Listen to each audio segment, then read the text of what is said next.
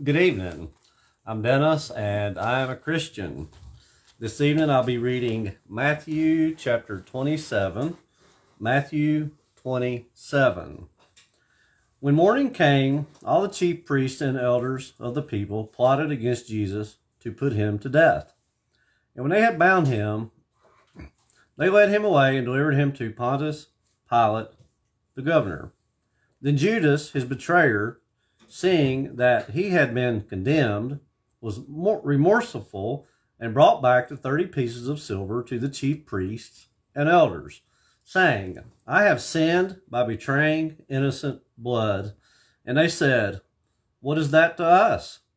You see to it. Then he threw down the pieces of silver in the temple and departed, and went and hanged himself. But the chief priests took the silver pieces and said, It is not lawful to put them into the treasury, because they are the price of blood.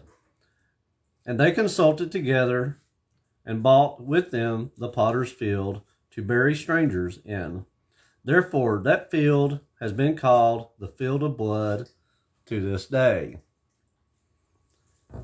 Then was fulfilled what was spoken by Jeremiah the prophet, saying, And they took the 30 pieces of silver, the value of him who was priced, whom they of the children of Israel priced, and gave them for the potter's field, as the Lord directed me. Now Jesus stood before the governor, and the governor asked him, saying, Are you the king of the Jews? Jesus said to him, It is as you say. And while he was being accused by the chief priests and elders, he answered nothing. Then Pilate said to him, Do you not hear how many things they testify against you? But he answered him not one word, so that the governor marveled greatly. Now at the feast, the governor was accustomed to releasing to the multitude one prisoner whom they wished. And at that time they had a notorious prisoner called Barabbas.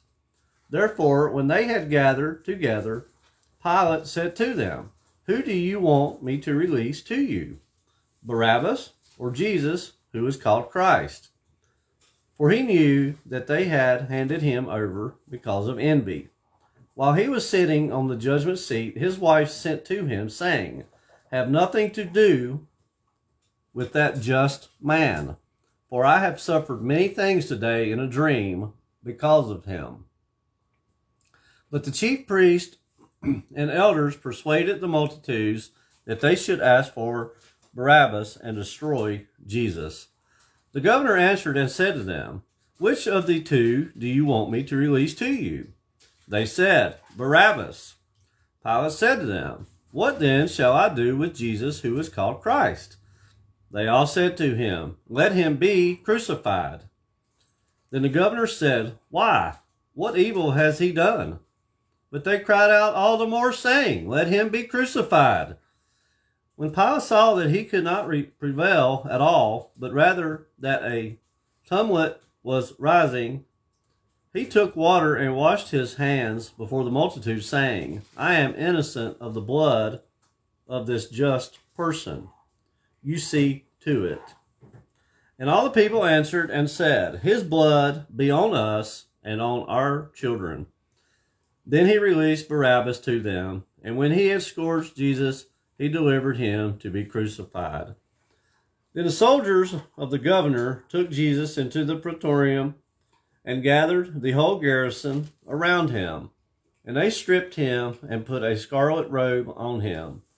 When they had twisted a crown of thorns, they put it on his head and a reed in his right hand. And they bowed the knee before him and mocked him, saying, Hail, King of the Jews! Then they spat on him and took the reed and struck him on the head. And when they had mocked him, they took the robe off him, put his own clothes on him, and led him away to be crucified. Now as they came out, they found a man of Cyrene, Simon by name. Him they compelled to bear his cross. And when they had come to a place called Golgotha, that is to say, place of a skull, they gave him sour wine mingled with gall to drink. But when he had tasted it, he would not drink. Then they crucified him, and divided his garments, casting lots, that it might be fulfilled, which was spoken by the prophet. They divided my garments among them, and for my clothing they cast lots. Sitting down, they kept watch over him there, and they put up over his head the accusation written against him. This is Jesus, the King of the Jews. Then the two robbers were crucified with him, one on the right and another on the left.